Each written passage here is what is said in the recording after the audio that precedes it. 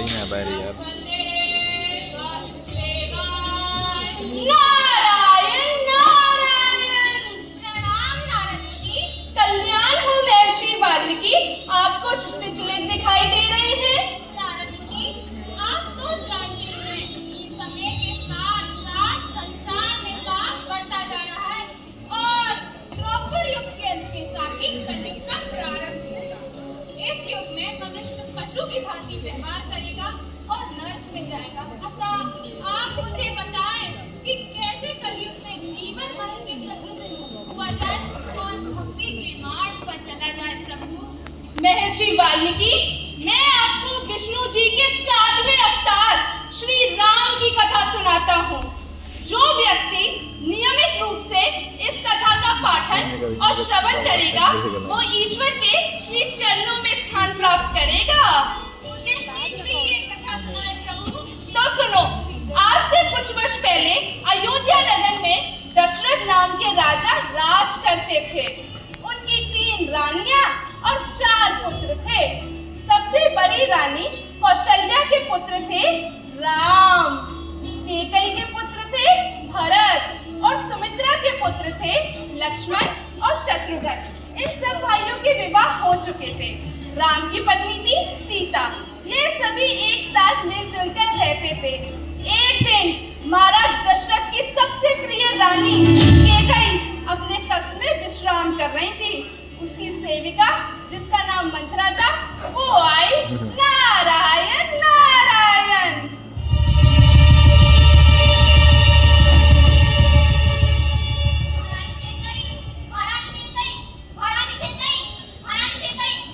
क्या हुआ मंत्रा? क्यों पूरा महल जंगल उड़ा लिया है? महारानी, ये सभी विश्राम करने वाले हैं। हुआ क्या है? मैं अभी राजमहल से आ रही हूँ। वहाँ राम को अयोध्या का नया राजा बनाने की चर्चा चल रही है। तो क्या हुआ? राम बड़ा है तो राजा बनने का अधिकार भी तो उसका है। अरे महारानी, तुम भी बहुत भोली हो। मतलब ये कि कभी कभी अपना अधिकार छीनना भी पड़ता है महारानी। तुम कहना क्या चाहती हो मंत्रा? महारानी, जरा सोचिए, यदि राम राजा बन गया तो अयोध्या में भरत का कोई मूल्य नहीं रह जाएगा। वो सदा राम का दास बना घूमता रहेगा। और ऊपर से जो राजा होता है उसकी पत्नी महारानी बनेगी। और यदि सीता महारानी बन गई तो ना तुम्हें कोई पूछेगा ना भरत की पत्नी मांडवी को। बात तो तुम ठीक कह रही हो। कल अब मुझे क्या करना चाहिए? मैं समझाती हूँ।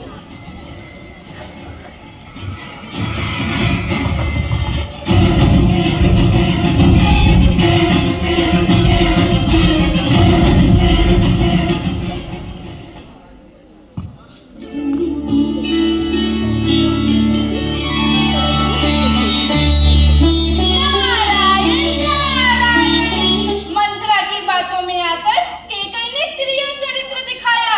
खाना पीना छोड़ वो भवन में जा बैठी। यह सूचना पाकर महाराज दशरथ तत्क्षण कैकेयी के पास पहुंचे। नारायण नारायण।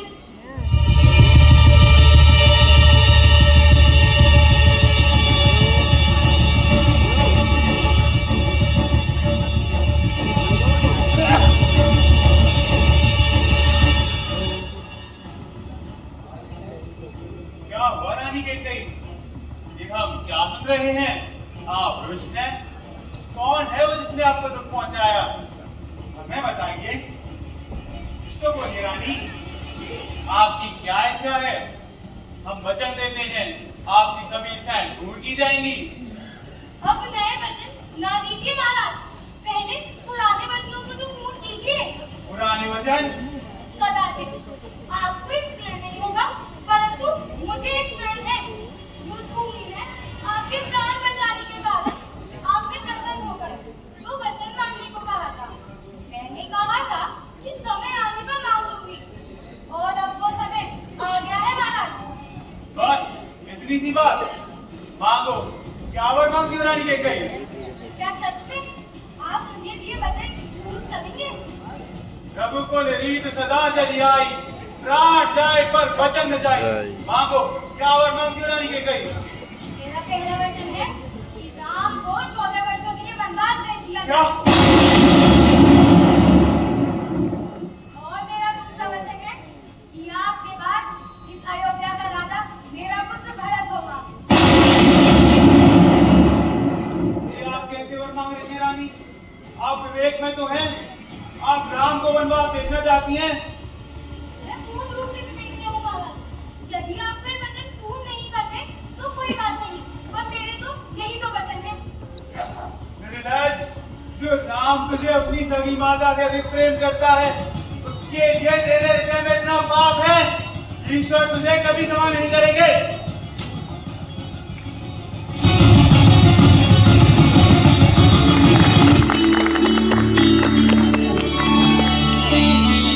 नारायण नारायण। राम को जब अपने पिता के वचनों के विषय में ज्ञात हुआ तो वो स्वयं ही सब त्याग कर वन की ओर प्रस्थान करने के लिए सज हो गए और अब अपने पिता से भेंट करने पहुंचे हैं। नारायण नारायण।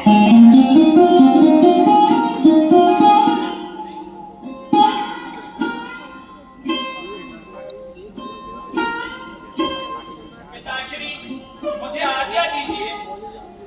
मुझे क्षमा करो पुत्र, आज मेरे वचनों के कारण मुझे तुम्हें ये आज्ञा देनी पड़ रही है। आप क्यों शोक कर रहे हैं पिताश्री? मैं आपका पुत्र आपके वचनों को पूर्ण करने में आपके काम आया। मेरा तो जीवन ही सार्थक हो गया। मुझे आज्ञा दीजिए पिताश्री। आज्ञा है पुत्र। स्वामी, मैं भी आपके साथ चलूंगी। नहीं सीते, वनवास अत्यंत कष्टकारी होगा। पथरीले रास्तों पर चलना होगा, पथ पथ पर संकट होगा। जो भी हो, जहाँ मेरे स्वामी होंगे उस स्थान ही मेरे लिए स्वर्ग है। अतः मैं आपके साथ ही चलूंगी। ठीक है, यदि तुम्हारी ये इच्छा है तो चलो। भैया, मैं भी आपके साथ चलूंगा। नहीं लक्ष्मण, तुम मेरे साथ नहीं चल सकते। भैया, आप मुझे भाभी और अपनी सेवा से दूर मत रखिए। लक्ष्मण, हट ना करो। अर्थात आप मुझे अपने भाई नहीं मानते। तुम तो मेरे प्यारे अनुज हो। यदि तुम्हारी ये इच्छा है तो ठीक है, चलो। धन्यवाद भैया।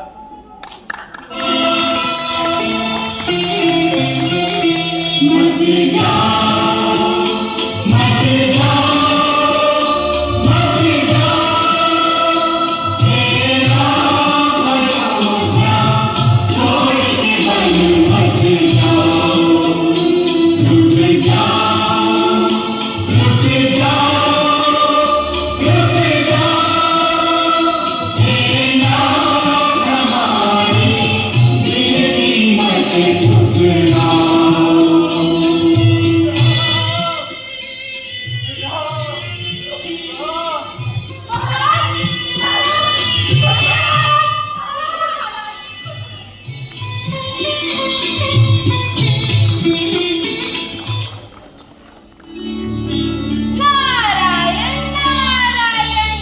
राम के वियोग में दशरथ अपने प्राण त्याग देते हैं।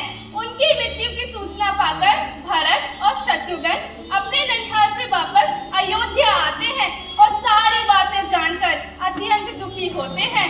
नारायण नारायण।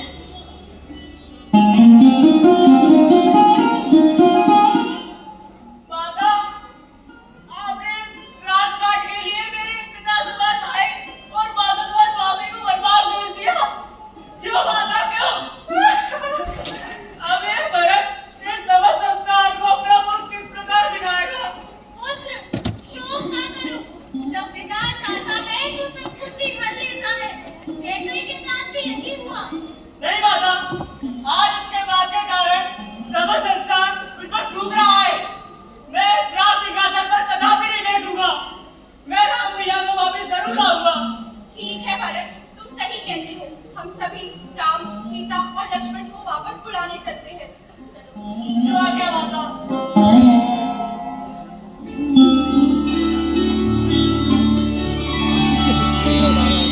फिर क्या हुआ प्रभु? नारायण नारायण। भरत राम को मनाने चित्रकूट पर्वत जा पहुंचते हैं, परंतु श्री राम अपने पिता के वचनों को पूर्ण करने के भरत को वापस भेज देते हैं और खुद जंगलों में चले जाते हैं। एक दिन राम, सीता और लक्ष्मण नदी के पास पहुंचते हैं। वो तीनों नदी पार करना चाहते थे। श्री राम ने इधर उधर देखा तो उन्हें केवट दिखाई दिया। नारायण नारायण।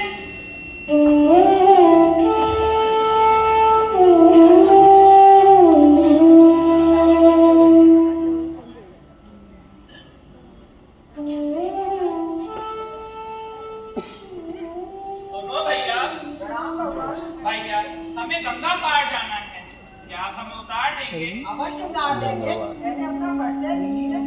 ये अयोध्या के महाराज दशरथ के बड़े पुत्र राम हैं। ये इनकी भार्या सीता हैं और मैं इनका छोटा भाई हूँ। क्या कहा प्रभु श्री राम? आप वही हैं जिनके चरणों के स्पर्श मात्र से पत्थर की शिला तुझे नाश बन रही थी? हाँ भैया। ओ धन्य हो प्रभु जो आपके दर्शन हो गए। परंतु मैं आपके चरणों की महिमा खूब जानता हूँ। कहीं आपके स्पर्श से मेरी काट की नैया औरत से बदल गई तो मैं तो भूखा मर जाऊंगा प्रभु। ऐसा नहीं होगा। नहीं प्रभु नहीं, आपको नाम ले जाने से पहले मैं आपके चरण पधारूंगा प्रभु। जैसी तुम्हारी इच्छा। रघुराई रघुराई पद धोकर नाव चढ़ई हूँ, पद धोकर नाव चढ़ई हूँ। बिन पग धोए सुन मोर राजा, बिन पग धोए सुन दाता नहीं, गंगा पार करई हूँ, पग धोकर नाव चढ़ई हूँ।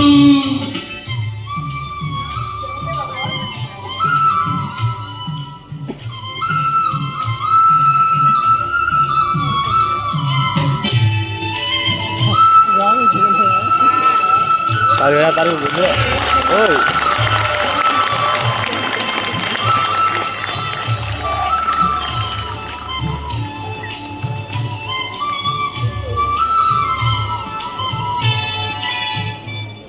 भैया उतराई क्या लोगे? प्रभु मुझे उत्तराई नहीं चाहिए। बस आप इतनी कृपा करना, जैसे मैंने आपको इस नदी के पार लगाया है वैसे ही मैं और मेरा परिवार जब आपके धाम आए हमें भक्त सागर से पार लगा देना प्रभु। कल्याण हो।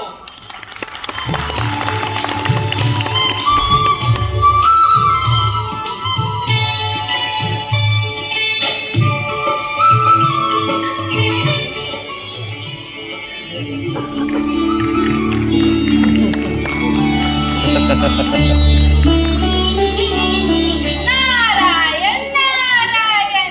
इसके बाद राम जी, सीता जी और लक्ष्मण जी पंचवटी नामक वन में कुटिया बनाकर रहने लगे।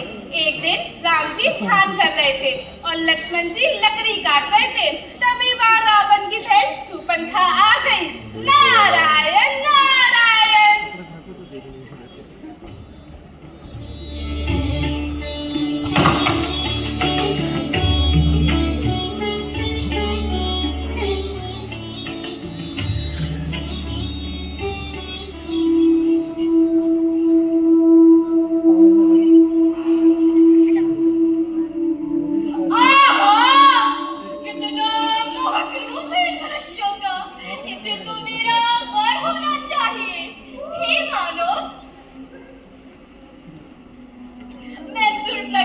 तुम्हारे सौंदर्य पर मोहित हो गई। क्या तुम मुझसे विवाह करोगे? मुझे क्षमा करें देवी, मेरा विवाह हो चुका है। आप हमसे जाकर बात करें। ये भी ठीक है।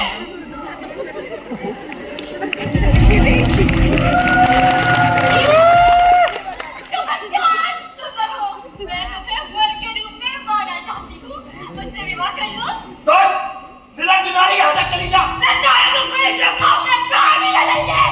अपनी मृत्यु के लिए तैयार हो जाओ। तो तू ऐसे नहीं मानेगी। भैया भैया भैया।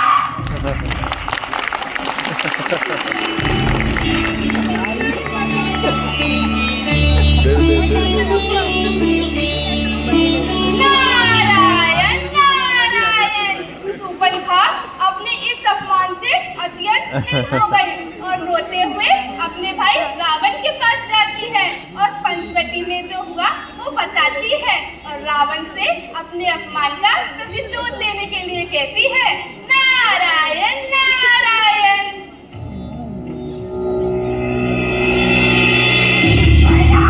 भैया भैया क्या हुआ सुप्रखा? ये सब किसने किया? भैया पंचवटी वन में तो महाराज राजकुमार जिनका नाम राम और लक्ष्मण है, उन्होंने मेरा ये हाल किया। और उनके साथ एक अत्यंत सुंदर स्त्री जिसका नाम सीता है, उसे लंका की दासी होना चाहिए। क्या वो स्त्री बहुत सुंदर है? भैया उसके सामने का स्वर्ग की अप्सराएं भी नाची सी प्रतीत होती है, ऐसी है वो, और उसे लंका की दासी ही होना चाहिए, तभी मेरा प्रतिशोध पूरा होगा। तुमने सही कहा, मैं जानता हूँ और उसे हराता हूँ। क्षमा करें भैया, परंतु यदि वो युवक अयोध्या के राजकुमार राम और लक्ष्मण हैं, तो सुपर्णखा को भी जाकर उनसे क्षमा मांगनी चाहिए, क्योंकि वो स्वयं भगवान विष्णु और शेषनाग के अवतार हैं, वो ईश्वर हैं। काका श्री, आप सदैव की बाधिकारों की तरह बात कर रहे हैं। पूरा त्रिलोक जिसके नाम से कांपता है, यदि वो अपनी बहन की अपमान का प्रतिशोध नहीं लेगा तो समस्त संसार पे क्या संदेश जाएगा? अभी काका विभीषण से अपने शब्दों के लिए क्षमा मांगिए, समझने का प्रयास कीजिए कि वो क्या कह रहे हैं।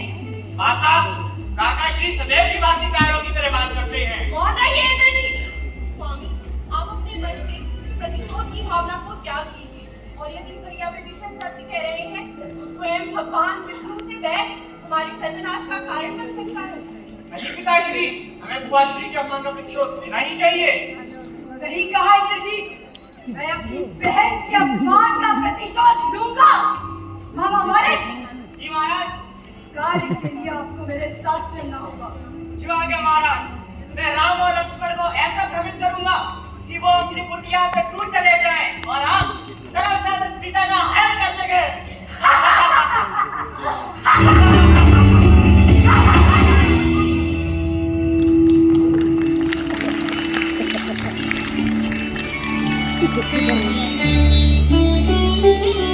नारायण नारायण। रावण अपने मामा मारीच को लेकर पंचवटी पहुंचा, जहां मारीच ने स्वर्ण मृग का वेश धारण किया। रावण जान गया था कि उस मृग को पकड़ने के लिए सीता जी राम जी को अवश्य भेजेंगी, तभी वे मौका पाकर सीता जी को हर लेगा। नारायण नारायण।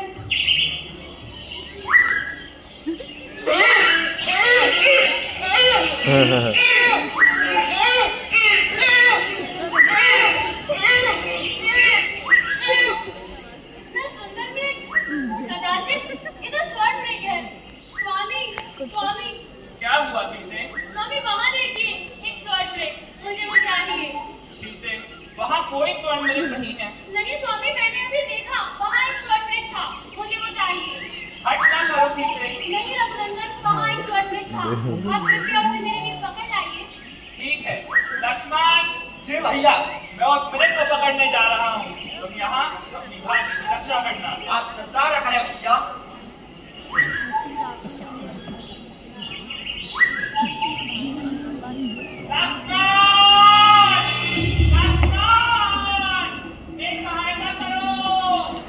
लक्ष्मण भैया, सुना आपने? आपके भैया संकट में हैं, शीघ्र ही जाइए और उनके प्राणों की रक्षा करिए। भाभी, आप व्यर्थ चिंतित हो रही हैं।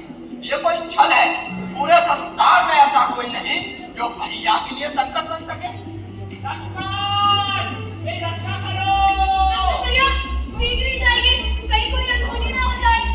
भाभी, व्यर्थ चिंता छोड़ दीजिए, भैया भी सब सलाह ही होंगे। कैसे भाई हो आप? अपने भाई की सहायता की पुकार तो सुनाई नहीं देती। मैं आपको आदेश देती हूँ कि जाओ और अपने भाई को सकुशल मेरे पास लेकर आओ। जो आज्ञा भाभी, मैं चाहता हूँ अंत में कुटिया के चारों ओर एक रेखा खींच कर जा रहा हूँ। यदि किसी ने इस रेखा को पार करने की कोशिश भी की तो भस्म हो जाएगा।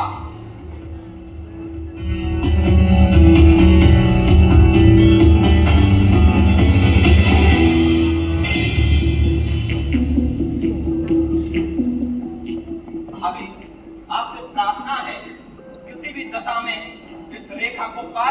कीजिएगा, मैं शीघ्र ही हदिया के साथ वापस आया।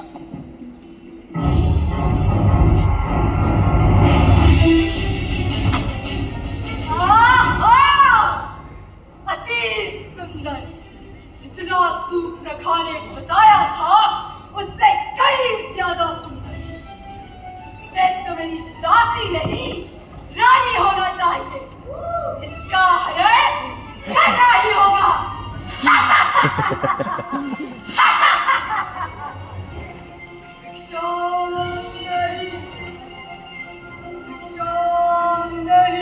प्रणाम मुनिवर। कल्याण हो देवी। आप प्रतीक्षा करें, मैं अभी आपके लिए भेंट लाती हूँ।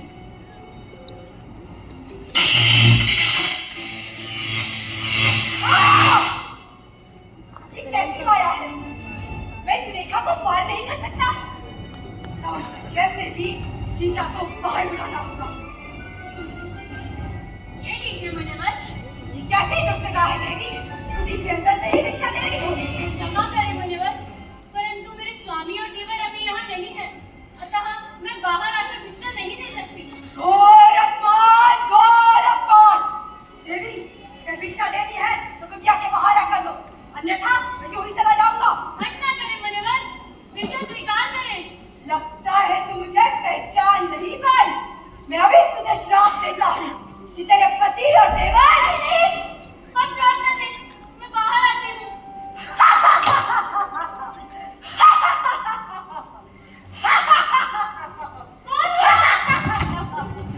मैं हूँ लंकाधिपति रावण। तू मेरे साथ चल, मैं तुझे लंका की रानी बनाऊंगा। स्वामी छोड़ दे मुझे, वरना मेरे स्वामी मेरा कुल समेत नाश कर देंगे। वो तुच्छ मानव, वो मेरा नाश करेंगे। दशरथ रावण का। स्वामी मेरी रक्षा करें, प्रभु श्री राम मेरी सहायता करें, भैया मेरी रक्षा करें। तो माता सीता रावण अभी कहाँ रह गया? तेरी रक्षा बंद करोगी। बस करो, बस करो। एक पक्षी, रावण का रास्ता रोकने की चेष्टा भी मत करना। मेरे दिल के तुम्हारे उसका को नहीं रखता। और तुम अपनी मृत्यु के लिए तैयार हो जा।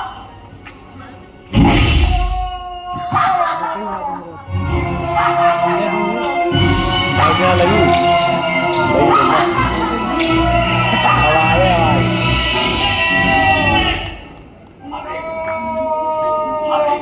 लक्ष्मण, ये मुझे कौन पुकार रहा है? भैया, आवाज वहां से आ रही है। हे पक्षीराज जटायु, आपकी ये दशा कैसे हुई? मेरे सामने दशरथ के पास होकर बैठा था। लंका का राजा रावण माता को सीमान से ले गया।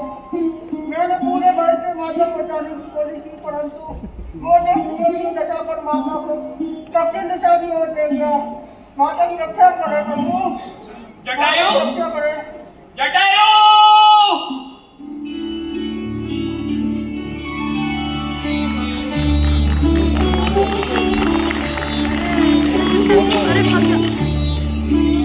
क्या हुआ प्रभु? नारायण नारायण। और इस तरह सीता जी की खोज में राम जी लक्ष्मण जी दक्षिण दिशा की ओर चल पड़े। चलते चलते एक दिन राम जी लक्ष्मण जी ऋषिमुख पर्वत जा पहुंचे, जहां उनकी भेंट श्री राम के अनन्य भक्त श्री हनुमान जी से हुई। नारायण नारायण।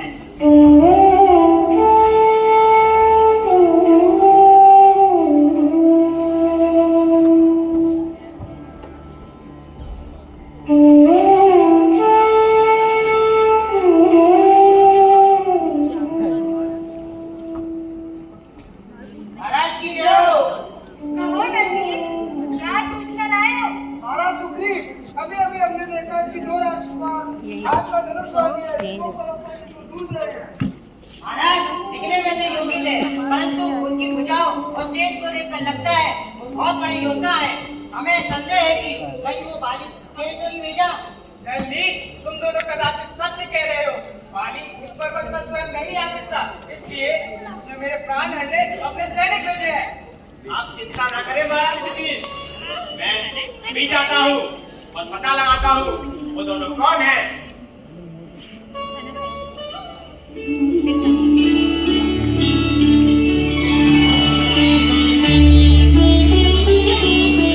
नारायण नारायण। हनुमान जी साधु का वेश धारण कर एक चट्टान पर जा बैठे और श्री राम का ध्यान आकर्षित करने हेतु ध्यान करने लगे। नारायण नारायण।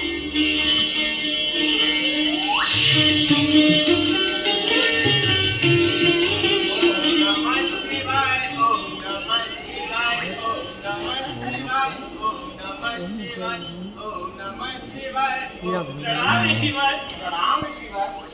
कल्याण हो। आप दोनों कौन हैं? अपना परिचय दीजिए। और इस ऋषिमुख पर्वत पर श्री पूछ रहे हैं, ये अयोध्या के महाराज दशरथ के बड़े पुत्र राम हैं। मैं इनका छोटा भाई लक्ष्मण हूँ। दुष्ट रावण मेरी भाभी का हरण कर दूसरी दिशा में आया है। हम उन्हें ही खोज रहे हैं। क्या आप श्री राम हैं? मेरे भगवान। प्रणाम भगवान। मैं हनुमान हूँ। मुझे अपना सेवक स्वीकार करें। तुम मेरे सेवक नहीं, मेरे मित्र हो हनुमान। कृपया सीता को खोजने में मेरी सहायता करो। जो आज्ञा प्रभु। महाराज सुग्रीव और उनकी समस्त वानर सेना आपके साथ है। आइए प्रभु। जय श्री राम।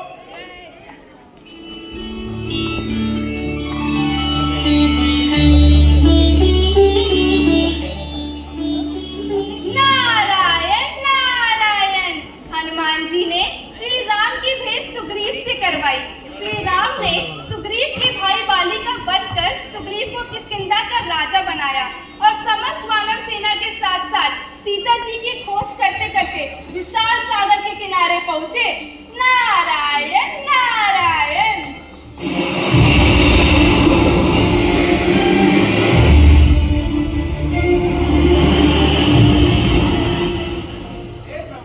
इतना विशाल समुद्र हम लंका तक किस प्रकार जा सकते हैं? वहाँ चढ़ाई करने से पूर्व हमें ये सुनिश्चित करना होगा कि माता सीता वहाँ है भी या नहीं। अतः पहले समुद्र को पार कर किसी को वहाँ जाना होगा। परंतु हम इस समुद्र को कैसे पार कर सकते हैं? जामवंत जी, यदि समस्या का कोई उपाय हो तो बताएं। मेरे को पास है प्रभु। क्या? हनुमान आप स्वयं अब समय आ गया है आपको याद दिलाने का। दुनिया शिव जी के दुख अवतार है। पवन खुश रहेगा। आप तो बल बुद्धि विद्या युद्ध करता है। इस संसार में ऐसा कोई भी कार्य नहीं जो आप नहीं कर सकते। आप तो एक ही छलांग में इस विशाल सागर को पार कर सकते हैं। जय श्री राम। यो। इसका विस्तार हो गया जामवंत जी। आपका बहुत बहुत धन्यवाद। मैं अभी जाता हूँ और माता सीता का पता लगा कर आता हूँ। जय श्री राम। जय श्री राम। जय श्री राम। जय श्री राम। ज्ञान गुण सागर जय कपीस दिवलोक उजागर जय ज्ञान गुण सागर जय श्री राम। जय श्री राम। अतुलित बल धामा जय पुत्र पवन सुत धामा जय श्री राम। बजरंगी कुमति निवार सुमति के ज्ञान गुण सागर जय कपीस दिवलोक उजागर जय ज्ञान गुण सागर जय श्री राम। जय श्री राम। जय श्री राम। जय श्री राम।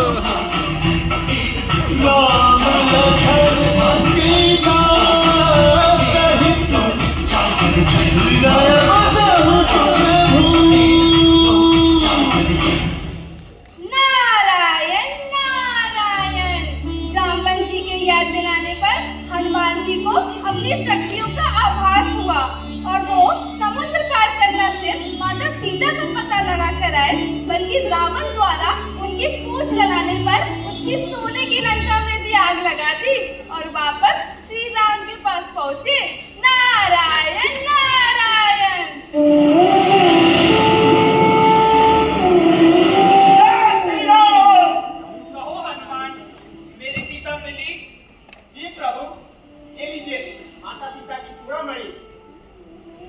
प्रभु, माता सीता मां बहुत कष्ट में है, यूं ही आपकी राह तक रही है।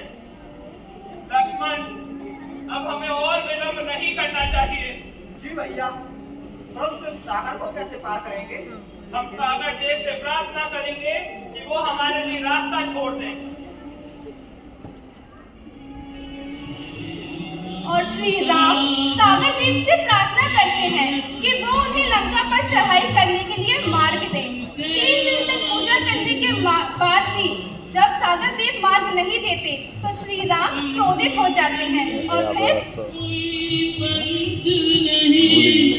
अब सैन्य सहित हे सागर देव, हमें मार दें, कृपया हमें मार दें। लगता है आपको अपने सागर होने का अहंकार हो गया है। मैं अभी आपको अपने बाण से उठा देता हूँ। परंतु यदि मैं मार देता हूँ तो समस्त पृथ्वी का संतुलन बिगड़ जाएगा। लगातार 4 घाटे आएंगे, निर्दोष जीव जंतु मारे जाएंगे। प्रभु, तो आपको पार करने का क्या उपाय है? आप मेरे ऊपर सेतु बंधन करें। पत्थर वे पीछे पत्थर वे रे ठीक है। कागज दे कागज दे तो वे नहीं डूबेंगे और आप सेतु बंधन कर पाएंगे। धन्यवाद समुद्रदेव। जय नील, सेतु बंधन आरंभ करो।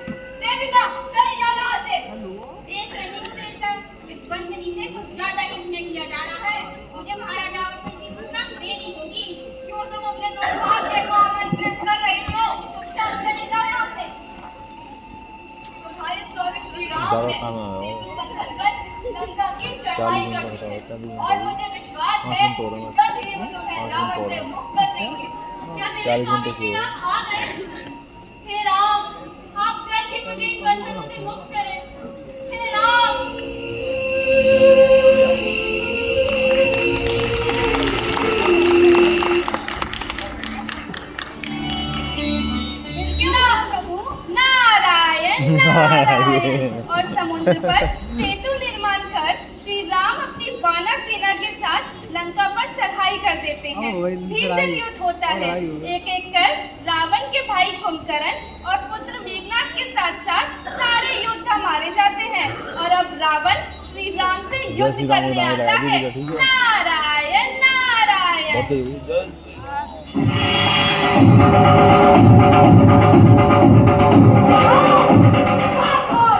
तेरे सामने स्वयं रावण खड़ा है, दशानन रावण। चारों दिशाएं मेरे नाम से कांपती है, दिक्पाल मेरे नाम पानी भरते हैं। मैं आज तेरे सामने स्वयं तेरा काल बन के खड़ा हूँ। वीरों को बड़ी बड़ी बातें शोभा नहीं देती रावण। एक स्त्री का हरण कर आज तूने ये सिद्ध कर दिया कि तू बहुत बड़ा पाया है। अब तेरी मृत्यु निश्चित है। सावधान।